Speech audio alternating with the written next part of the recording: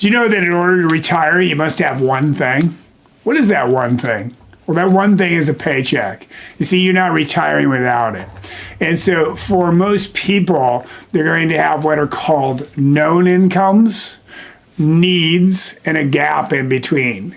But today, we're going to talk about those known incomes, the three sources of guaranteed income in retirement.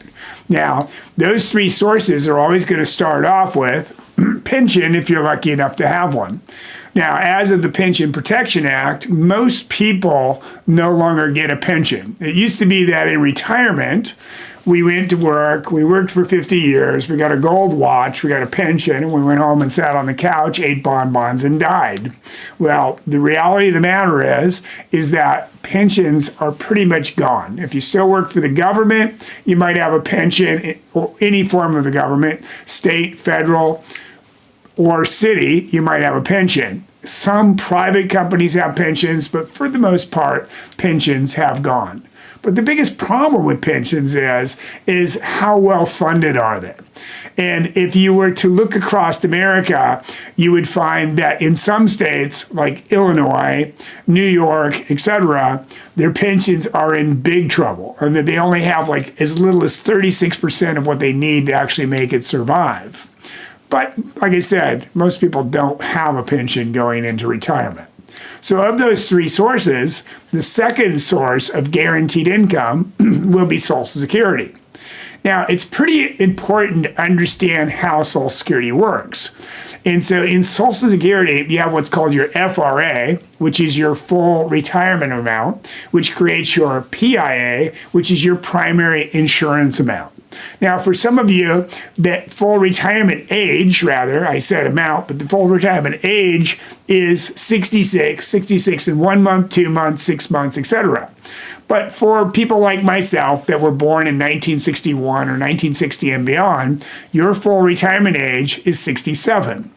Now, you can take Social Security as early as 62, but if you take Social Security before your full retirement age and you still work, they're going to penalize you for doing so.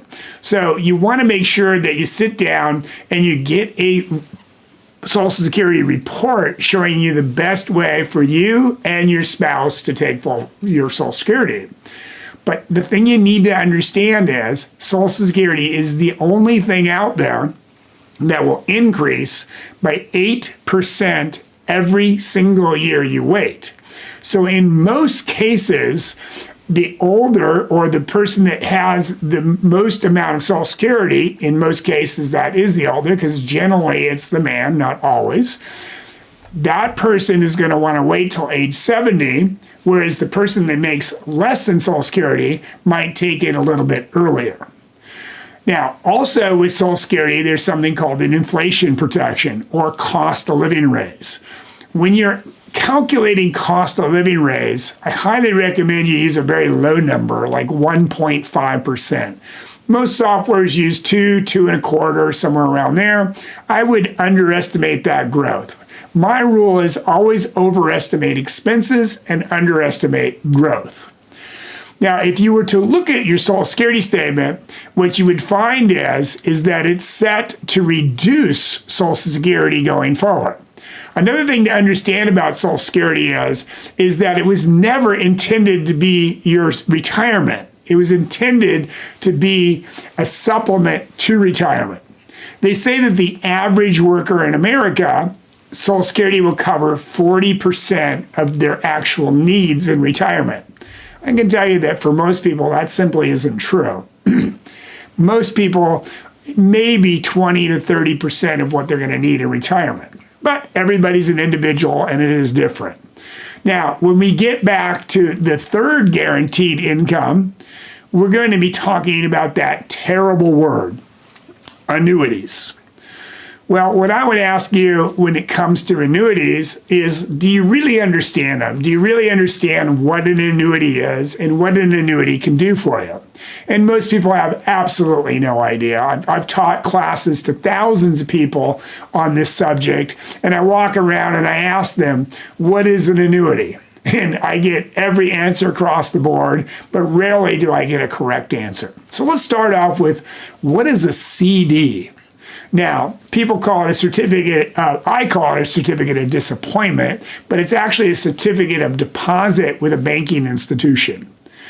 Now, the important thing to understand about a CD is it's a set rate for a period of time. And if you take it out early, there's a penalty. And it's a savings account with a banking institution. So what is an annuity? Well, annuity is much like that CD in that it is a savings account with an insurance company. There are 3 types of annuities. There are fixed, variable, and indexed annuities. Now, fixed annuity is almost identical to a CD. The only difference is that it is tax deferred regardless of what type of money it is. So if it's after-tax money, it will be tax deferred going forward. If it's an IRA, it's tax deferred. But if it's a Roth, it would be tax-free. Now, when we go to take an annuity and use an annuity for income, it works very much like Social Security in that the longer we wait to take it, it will increase over time. And those typical increases are about 6%. That's not as high as Social Security. So frequently we want to consider taking our Social Security later because it's going to grow faster and possibly using some of our other assets inside of an annuity to guarantee that income that we can't outlive. If we buy the right annuity, we will get inflation protection or we'll get cost of living raise. And the way that works is every year the market goes up, then our income goes up. Now be careful because there's so many different types of annuities out there, and frequently people are just trying to sell them to put some money in their pocket with the commission and not really doing some planning to find out which one is the best one for you. The things that you should consider before investing your money in anything is what's your exit strategy and what's bad about this. And if you can live with what's bad about it and your exit strategy is in line with what you want to do, then there's nothing wrong with having any investment as long as it fits into those categories. When it comes to an annuity, there really are 2 choices that you want to consider. Are you using this money to grow it for your future and how far before you would take it out? Or do you need this money for income now? Now, do you want that income to be level or do you want it to be increasing over time? That choice is yours and you really need to sit down and think about it. There are many pros and cons, and if you listen to the talking heads and the Susie Ormans of the world and the Ray Lucios, et cetera, what you'll find is they always are bashing annuities. Oh, they have very high fees. Well, the reality of the matter is most annuities these days have no fees. Some of the best annuities on the market today have no fees. But what they do have is they have principal protection, guaranteed lifetime income, and the opportunity for increases. Now, they also have surrender charges inside of them, but if you bought them for the right reason and your exit strategy was good, then there's absolutely nothing wrong with owning an annuity inside your portfolio. Whether it's variable, deferred, or immediate, mathematically, the scientific facts show that annuities are a key part of achieving an optimal retirement. Inside of a retirement portfolio, annuity function is like an AA-rated bond with CC-rated yield with 0 standard of deviation. This is stated by one of the top people in the financial planning industry, Mr. Tom Hegna. Tom and I agree on many things. Now, if we were to compare an annuity to a brokerage account, what we would find is this.